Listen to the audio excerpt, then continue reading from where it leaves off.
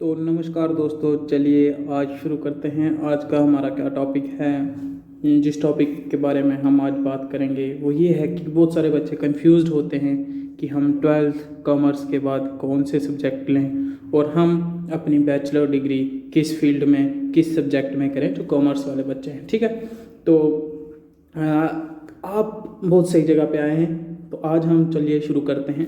सबसे पहले हम शुरू करेंगे जहाँ से, वो हमारा सबसे पहला पॉइंट है कि आपने जो अपना कोर्स चूज़ करना है वो अपने इंटरेस्ट के हिसाब से करना है, जिसमें आपको इंटरेस्ट है और जिसमें बहुत सारी जॉब अवेलेबिलिटीज़ है। ठीक है, तो चलिए आज हम शुरू करेंगे। जैसे कॉमर्स में बच्चे मैथ भी लेते हैं सब्जेक्ट, जो 12th में चूज़ करते हैं। 11th और 12th में मैथमेटिक्स होता है जिनके पास, वो क्या क्या कर सकते हैं पहले हम उनके बारे में जानेंगे। तो सबसे पहले वो कर सकते हैं बीकॉम ऑनर्स, जो कि 3 ईयर का कोर्स है। ठीक है, तो ये है बीकॉम ऑनर्स, जिसमें कॉमर्स के मेन सब्जेक्ट्स होते हैं। ठीक है, उसके बाद दूसरा है बीकॉम अकाउंटिंग एंड टैक्सेज। इसमें अकाउंट्स के बारे में जानकारी होती है और गवर्नमेंट के जो टैक्स वगैरह होते हैं, किस किस चीज़ पे वो टैक्स लग रहे हैं, उसके बारे में जानकारी होती है। ठीक है, तो जो अगला ऑप्शन है हमारे पास वो है बीकॉम स्टैटिक्स। ठीक है, ये क्या करते हैं, ये जो रिसर्च एंड एनालिसिस करते हैं वो बीकॉम स्टैटिक्स करते हैं। इसमें रिसर्च होती है और एनालाइज करते हैं कि कैसे ये स्टार्ट करना है हमने, किस चीज़ का, स्टैटिक्स। ओके, उसके बाद जो अगला ऑप्शन है वो ऑप्शन है BCom management and accounting international finance. Okay, जो ये कोर्स है ये उन बच्चों के लिए बहुत लाभदायक साबित होगा जो फॉरेन जाना चाहते हैं, अब्रॉड जाना चाहते हैं। BCom in management accounting and international finance में करके अगर ये एमकॉम के लिए आगे जाते हैं अब्रॉड में, तो उनको उस चीज़ में फ़ायदा हो जाता है। ठीक है, तो उनको अच्छी नॉलेज होती है कि इंटरनेशनल फाइनेंस वगैरह कैसा होता है और इंटरनेशनल लेवल पे ये अपनी जॉब चूज़ कर सकते हैं। ठीक है, तो इनको आसानी होगी वहाँ पे मतलब जॉब पाने में। उसके बाद अगला है बीकॉम अकाउंटिंग।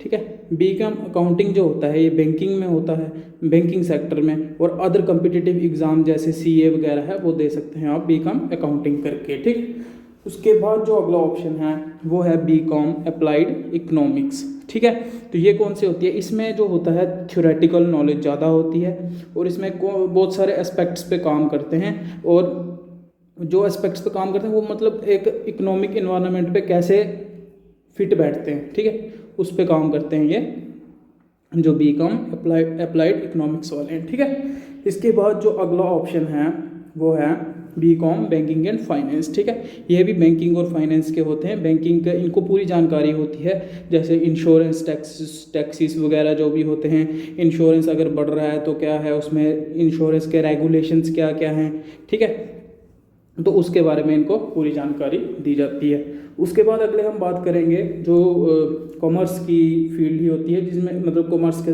बिना मैथमेटिक्स के जो सब्जेक्ट्स होते हैं, अगर आपने वो चूज़ किए हैं तो उसके बाद अपना कैरियर आप किस किस फील्ड में बना सकते हैं। ठीक है, तो सबसे पहला है बीकॉम जर्नल, जो बच्चे ग्रेजुएशन में बीकॉम जर्नल लेते हैं सब्जेक्ट। ठीक है, उसके बाद जो अगला है वो है बीकॉम बिजनेस एडमिनिस्ट्रेशन। ठीक है, इसमें एक्सप्लोर करने का मौका मिलता है बिजनेस को, और बिजनेस की जानकारी आपको मिलती है कि आप कैसे कोई बिजनेस बढ़ा सकते हैं, या अगर अपना बिजनेस करना चाहें आप तो आप कैसे कर सकते हैं। ठीक है, तो इसके बाद जो अगला ऑप्शन है वो है बीकॉम मार्केटिंग।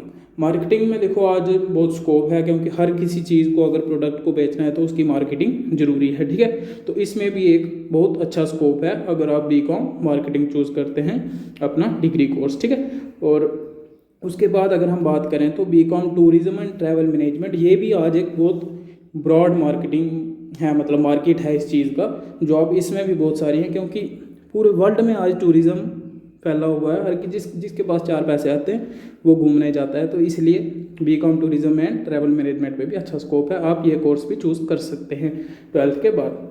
और ये चीज़ ध्यान रखिए, जो ये सारे कोर्सेज मैंने आपको अभी बताए हैं जो इस पेज पे आपको मिल रहे हैं, ये सारे कोर्सेज 3 ईयर के कोर्सेज हैं।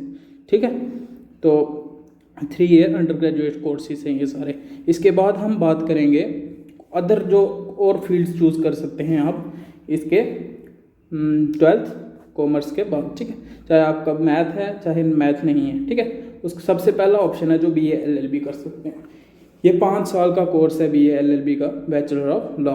ओके, आप ये भी चूज़ कर सकते हैं। उसके बाद है CMA, cost and management accounting. ठीक है, ये आप कर सकते हैं। ये कोर्स भी 3 से 4 साल का है। उसके बाद CA की बात करेंगे हम, जो चार्टर्ड अकाउंटेंट होते हैं।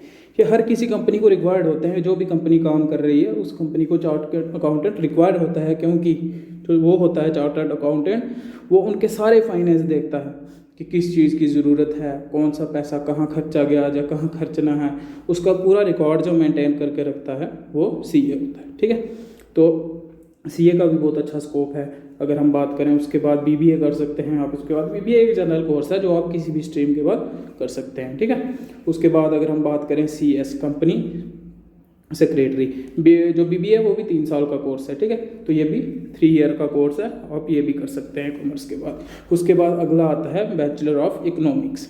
ठीक है, बैचलर ऑफ इकोनॉमिक्स भी 3 साल का कोर्स है, आप ये भी चूज़ कर सकते हैं। ओके, उसके बाद जो अगला ऑप्शन है, जो वो भी बहुत बड़ा स्कोप है उसका, मतलब जर्नलिज्म एंड मास कम्युनिकेशन।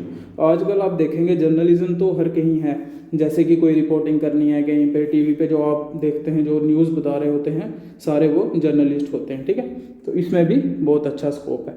और अब मैं आपको बताऊंगा जो कि आपने अपना कैरियर चूज़ करना है, जो कोर्स चूज़ करना है वो किस बेस पे करना है। ठीक है, जो आपने ध्यान में रखनी है चीज़ें कि आपने अपना कोर्स किस बेस पे चूज़ करना है।